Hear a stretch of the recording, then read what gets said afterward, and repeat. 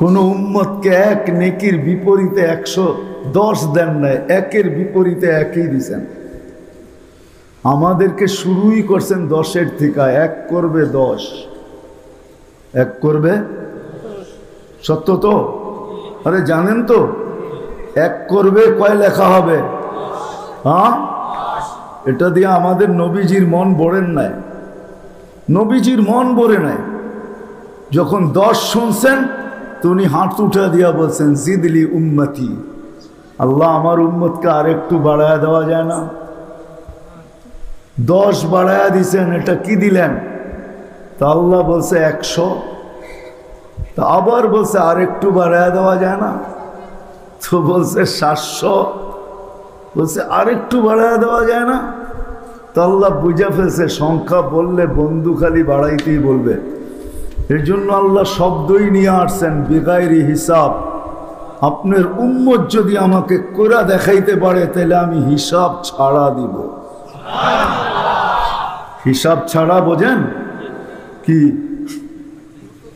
হ্যাঁ, অসংখ্য বোঝেন মানে এতগুলা সংখ্যা আমাদের জানা নাই, এটা হলো বেগায়ের হিসাব। এতগুলা সংখ্যা আমাদের কি নাই, আমাদের জানা নাই, এতগুলা দিবে। যাক, যেটা বুঝাইতেছিলাম যে আমরা ছিলাম না, আসি, অচিরেই থাকবো না, চলে যাব। আজকে যদিও আমরা বিরাজমান, দুনিয়াটা আমাদের পদচারণে মুখরিত, একটা দিন কিন্তু আসতেছে, সত্য একটা দিন আসতেছে, যালিকাল ইয়াউমুল হক, সত্য একটা দিন আসতেছে। যখন বিশ্বাস করি তখন আমি প্রশ্নের কাছে চলে যেতে পারি যে বিশ্বাস যখন আমরা করি যে কিয়ামতের দিন ঘটবে অবশ্যই, তাহলে আপনাদের কাছে আমার প্রশ্ন, বা আমার কাছেও আমার প্রশ্ন, প্রত্যেক শ্রেণীর কাছে আমার প্রশ্ন, কেননা মৃত্যুর তো কোনো বয়স নাই। যদি বয়স থাকতো তাহলে আল্লাহ যুবকদেরকে এইভাবে বলতেন না, শাবাব লা ইয়াক্তারুকা শাবাবুক, যুবক যৌবন যেন তোকে ধোঁকা না দেয়, বিমুখ না করে, মাতাল না করে, ধোঁকা না দেয় যৌবন যেন তোমাকে। কেননা যুবক ভাবে আরো তো বেঁচে থাকবো, বুড়া হব তারপরে না মরবো, সময় তো অনেক হাতে আছে। আল্লাহ সতর্ক করতেছেন, যুবক যৌবন যেন তোকে ধোঁকা না দেয়। কাম্মিন সাব সাবাকা কাইলাল মাউত, কত যুবককে তো আমরা যৌবন সহ কবরের মাটিতে প্যাক করে দিছি, তোকেও ইচ্ছা করলে পারে। আবার আমাদের সবাইকে সতর্ক করতেছেন, লা তাফরাহ বিদুনিয়াইকা, উন্নতি যেন তোমাদেরকে মাতাল না করে, বিমুখ না করে, উদাসীন না করে। ফা ইন্নাকা গায়রা মুখাল্লাদ, তুমি কিন্তু চিরঞ্জীব না। বিদায় সতর্কের পরে আমি প্রশ্ন করতে পারি আমাকেও আপনাদেরকেও যে ওই দিন তো সত্য, কিন্তু আমার প্রস্তুতি কতটুকু? কেন ওই দিন তো কোনো পরিচয় চলবে না। যদি চলতো, কাপাসিয়া জানি না কোন থানার অন্তর্ভুক্ত এটা, কাপাসিয়ার মানুষ, তাহলে আল্লাহর রাসূল নিজের মেয়েকে পাশে সামনে বসায়া এইভাবে কোনো দিন বুঝাইতেন না। ফাতেমার মতো মেয়েকে রাদিয়াল্লাহু তাআলা আনহা, জান্নাতের মেয়েদের যিনি সর্দারনি, যার হাতে কিয়ামতের দিন ঝান্ডা হবে, মেয়েকে কাছে বসায়া এরকম বুঝাইতেন না, ফাতেমা ফাতেমা ফাতেমা লা উগনি আনকি ইয়াউমাল কিয়ামতি শাইআ, আমার পরিচয় দিয়া কিয়ামতের দিন তোমার কোনো লাভ হবে না। আমার পরিচয় দিয়ে আমি কিচ্ছু করার ক্ষমতা রাখি না। তোমার প্রস্তুতি কতটুকু তুমি ভাবো। আসেন কাপাসিয়ার মানুষ ভাবি একটু, ওই দিনটা তো সামনে, পিছে হইলে হয়তো বাবার কোনো প্রশ্ন ছিল না, সামনে বিদায় ভাবি যে আমার প্রস্তুতি কতটুকু, আমার প্রস্তুতি কতটুকু।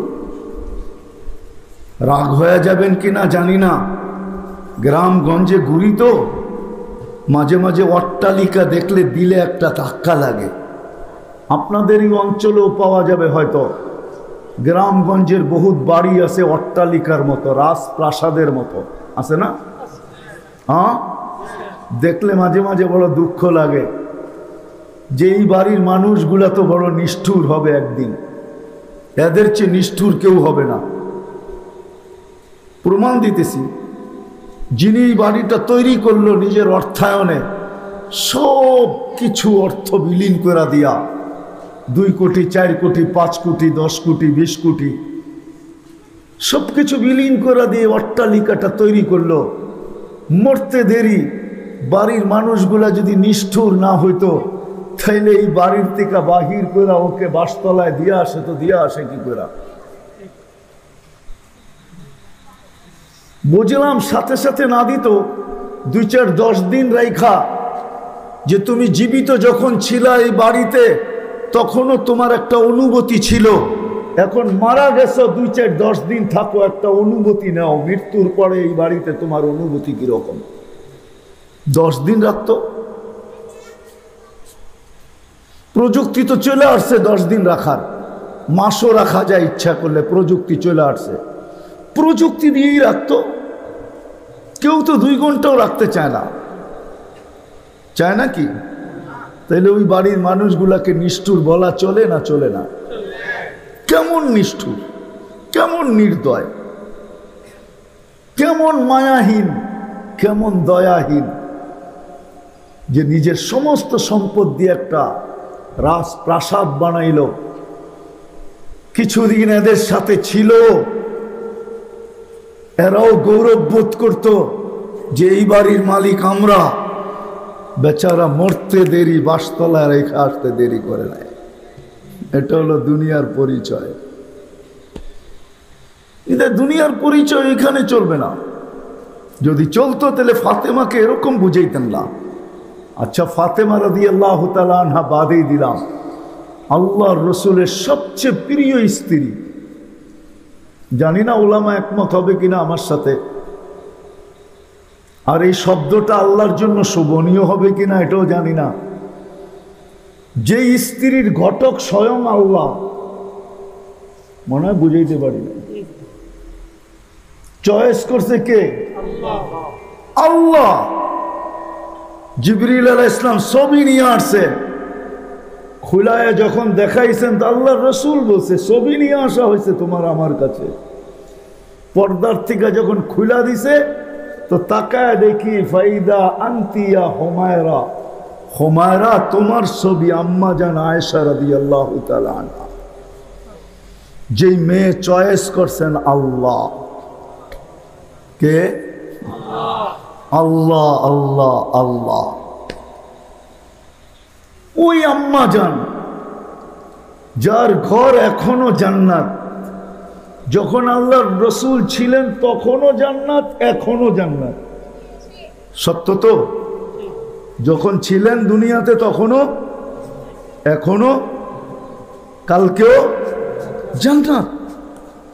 ওই আম্মা জানকে বসায় বলতেছে, আয়েশা আয়েশা লা উগনি আনকি ইয়াউমাল কিয়ামাতি শাইআ, আমি তোমার জন্য করার কোনো ক্ষমতা রাখি না।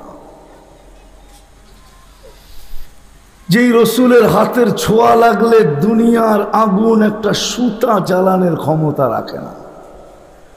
আনাস ইবনে মালিক রাদিয়াল্লাহু তাআলা আনহু প্রমাণ, ওনার দস্তরখানে আল্লাহ রসুল সাল্লাল্লাহু আলাইহি ওয়াসাল্লাম খানা খাওয়ার পরে হাত মুছছিলেন। আনাস রাদিয়াল্লাহু তাআলা আনহু জীবন বড়টাকে পানি দিয়ে আর পরিষ্কার করেন নাই, আগুন দিয়া পরিষ্কার করতেন। আগুন দিয়া একটা সুতা জ্বালানোর ক্ষমতা ছিল না দুনিয়ার আগুন। উনি নিক্ষেপ করতেন, ময়লা খায়া ফেলতো, ছাই বানায়া দিত, বাহির করতেন, ঝাড়া দিতেন, ফকফকে হয়ে যেত। মানুষ জিজ্ঞাসা করতো, আনাস এই জাদু কোত্থেকে শিখলে? যারা না জানতো তারা জিজ্ঞাসা করতো, তো উনি বলতেন এটা জাদু না, এটা আল্লাহ রসুলের হাতের ছোঁয়া। অথচ চাচাকে নিজে